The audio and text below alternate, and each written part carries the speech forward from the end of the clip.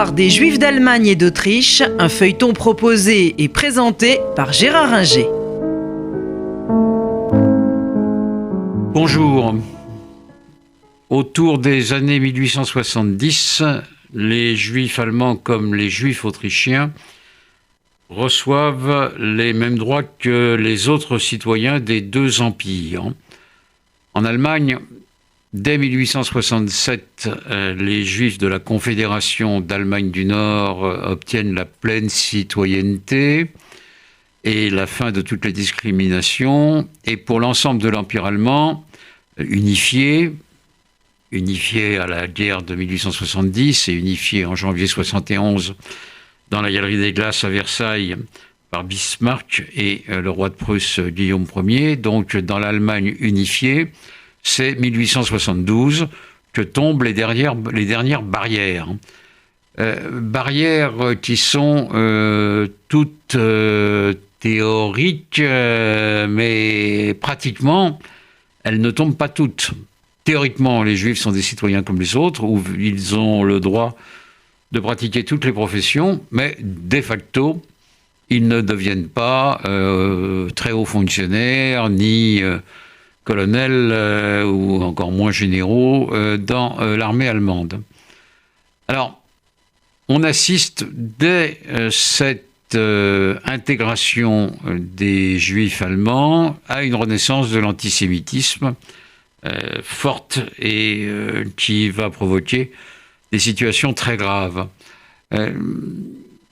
Pourquoi cet antisémitisme ? Il y a des raisons politiques qui tiennent au fait que Bismarck, qui s'était appuyé dans les années 60 sur les libéraux allemands pour pratiquer l'unification de l'ensemble de l'Allemagne, change son fusil d'épaule une fois que l'unification est faite et il s'appuie sur des éléments nationaux qui ne voient pas d'un très bon œil l'émancipation totale des Juifs.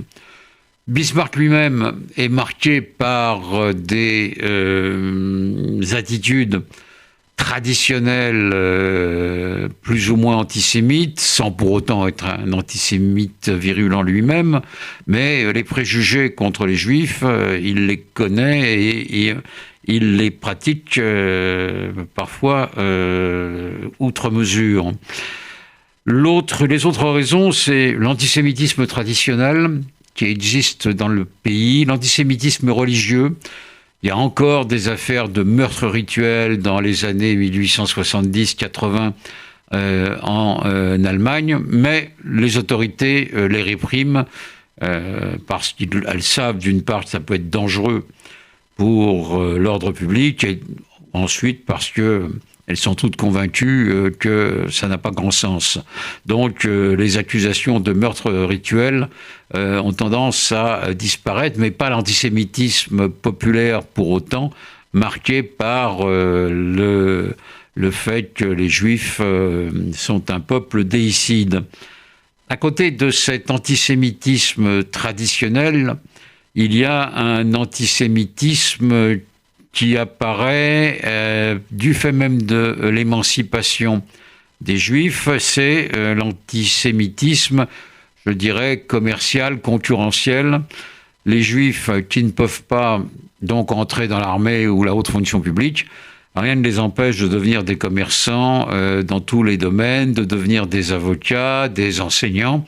Et là, beaucoup d'Allemands voient venir cette concurrence sans aucun plaisir, et il y a là un antisémitisme qu'on peut appeler professionnel qui se développe très fort, d'autant qu'à partir de 1873, on a l'apparition de la crise économique de cette fin de siècle, du dernier quart de siècle, qui va durer à peu près 22-23 ans, jusqu'en 95, et qui donc va largement contribuer à exacerber les rivalités entre juifs et non-juifs.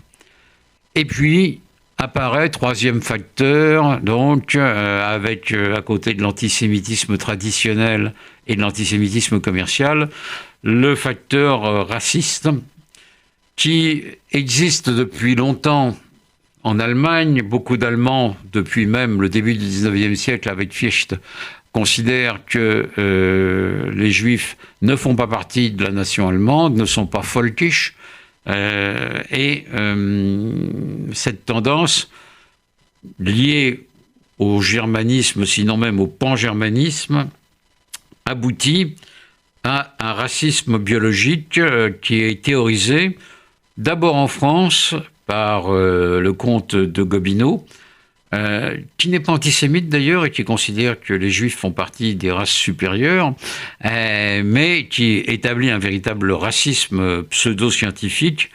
Et c'est repris ensuite par d'autres Français, Vachet de la Pouge, un Anglais, Houston Stewart Chamberlain, et leur théorie commence à se répandre fortement en Allemagne à la fin du siècle, où il y a des antisémites virulents comme Richard Wagner. Il n'y a pas besoin de faire un dessin sur cet antisémitisme grossier et brutal de Wagner, mais on le trouve également chez des historiens comme Streiche et d'autres personnalités allemandes comme Düring, qui est un penseur et un philosophe allemand, détesté par les marxistes, notamment Engels, qui écrira un anti-Düring pour s'élever contre ces théories racistes et antisémites.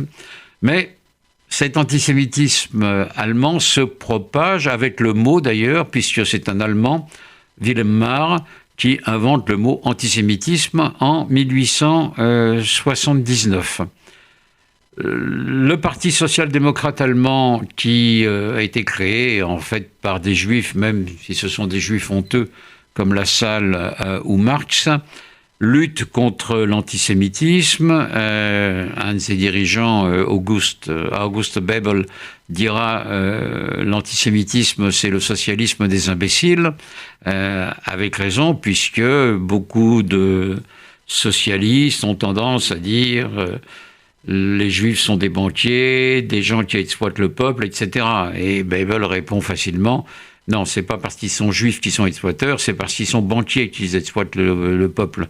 Et il y a des banquiers non juifs. Bref, rationnellement, l'antisémitisme n'a pas plus de sens en Allemagne qu'ailleurs, mais il touche véritablement l'Allemagne d'avant 1914.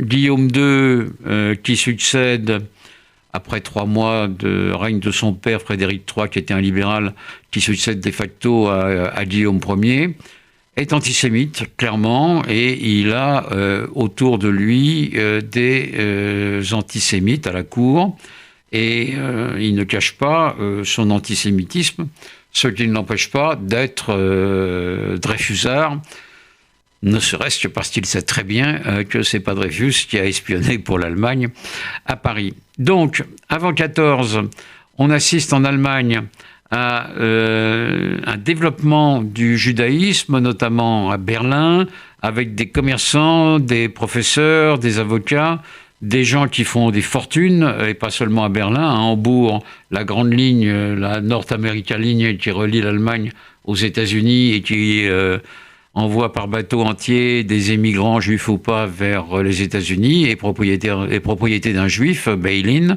Et donc, les juifs allemands sont prospères avant 1914, mais l'antisémitisme est là, et on verra qu'il va faire plus tard des ravages. C'était l'histoire des Juifs d'Allemagne et d'Autriche, un feuilleton proposé et présenté par Gérard Ringer.